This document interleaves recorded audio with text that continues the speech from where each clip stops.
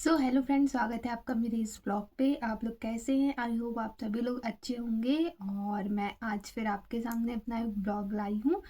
इस ब्लॉग में मैं आपको बताऊंगी जो मेरा पहले एमआरआई की रिपोर्ट थी उसमें और आज का जो मेरा न्यू अल्ट्रासाउंड है उसमें कितना फ़र्क है। और जो मेरी एकीटी चल रही है उसके 3 मंथ हो चुके हैं। और जो मेरे ऑपरेशन के लगभग 8 अप्रैल को 4 महीने हो जाएंगे। बट जो ऑपरेशन है वो तो अब मुझे तकलीफ़ नहीं देता है, बट जो मेरी एकीटी मेडिसिन चल रही है ये मुझे बहुत ज़्यादा परेशान करके रखी है। एकदम ब्लॉटिंग टाइप का पेट होता है, खाने की बिल्कुल इच्छा नहीं होती है। मैं दिन भर में बहुत थोड़ा थोड़ा थोड़ा करके खाती हूँ क्योंकि खाना भी ज़रूरी है, क्योंकि दवाई लेना है। और इस समय मेरा दवाई का एक बॉक्स बना रखा है जिसको मैं क्या बताऊँ कितनी मेडिसिन चल रही है। एक मेरी ये क्या बोलते हैं डिप्रेशन की चल रही है, क्योंकि ऑपरेशन के समय मैंने इतना दर्द झेला, इतना सब कुछ झेला है कि मैं डिप्रेशन में चली गई थी। तो वो डिप्रेशन की दवाई अलग खानी है और ये दवाई अलग खानी है।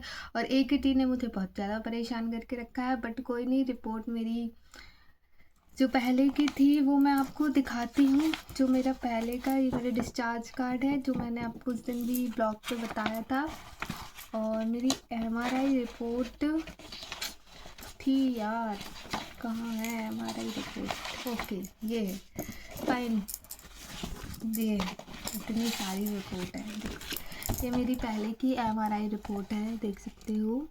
इसमें मुझे मैं आपको बताती हूँ, जो ओवरी का साइज़ था वो भी ज़्यादा बढ़ गया था। और जो मेरी लेफ़्ट ओवरी में थी वो 10 × 6 सेंटीमीटर की सिस्ट थी, जो आप समझ सकते हैं। और राइट ओवरी में जो थी वो मेरी 5 × 2.5 सेंटीमीटर की सिस्ट थी। और एक फाइब्रॉइड भी था जो कि बहुत स्मॉल फाइब्रॉइड था। 3 पॉइंट कहाँ गया, 16 × 16 mm का मेरा थायराइड आया था। स्मॉल राइट बॉर्डर लाइगमेंट फाइब्रॉइड था वो। हाँ, सब चीज़ निकाल दिया है, सब चीज़ ओके, पूरे फाइंडिंग क्लियर, उन्होंने पूरा कर दिया ऑपरेशन। इतनी सारी दिक्कतें थी देखो। तो उन्होंने एक डायग्राम के द्वारा, जो मैंने आपको उस दिन भी दिखाया था, डायग्राम के द्वारा उस घर पे लिखा है ऑपरेशन का जो है उसमें डायग्राम के द्वारा लिखा है कि मतलब क्या था इशू। इतनी बड़ी सिस्ट थी ये मेरी जो ट्यूब थी, ये ट्यूब के अंदर भी छोटे छोटे छोटे बहुत सारी सिस्ट हो गई थी। तो ये सब मेरा क्लियर किया गया है। और ये दोनों जो अब ट्यूब है मेरी हेल्दी है, जो कि HSG में ब्लॉक आई थी। अब पूरी दोनों ट्यूब हेल्दी है, दोनों ओवरी हेल्दी है। और ये मेरा जो न्यू अल्ट्रासाउंड है वो आप देख सकते हैं, ये मेरा अल्ट्रासाउंड अभी हुआ है। इसमें मेरा लीवर, किडनी और गॉल ब्लैडर, पेनक्रियास, स्पाइनल सब है, सबका हुआ है। तो सब नॉर्मल है, क्योंकि एकीटी चल रही है तो इस कारण से लीवर का टेस्ट होना ज़्यादा ज़रूरी होता है। और सबसे ज़्यादा इम्पोर्टेंट, मेरा जो ओवरीज है वो पूरी हेल्दी हो चुकी है। इसमें किसी भी टाइप की कोई सिस्ट नहीं है, किसी भी टाइप का कोई मतलब कि इन्फेक्शन नहीं है, यूट्रस नॉर्मल है, फॉलिकल्स बन रहे हैं। ये सबसे ज़्यादा मेरी खुशी का बात है, क्योंकि मैंने बहुत झेला है, बहुत झेला है। 8 दिसंबर से लेके मैं अभी तक झेल ही रही हूँ। अपने पेट से बहुत ज़्यादा परेशान हूँ। बट कोई बात नहीं, रिपोर्ट इतनी अच्छी आई है। बाकी सब चीज़ें तो चलती रहेंगी, चलता है सब चीज़। मैं बैक कैमरा करके आपको दिखाती हूँ रिपोर्ट। बैक कैमरा इसमें हो नहीं रहा है, अगर मैं बैक कैमरा करूँगी तो स्टॉप हो जाएगा। चलो देखती हूँ, बैक कैमरा नहीं हो रहा है, बैक कैमरा नहीं हो रहा है। मैं ऐसे दिखा देती हूँ आपको रिपोर्ट। ये देखो, ऊपर पे लिखा है नो एब, क्या क्या कहाँ लिखा है, हाँ ये देखो,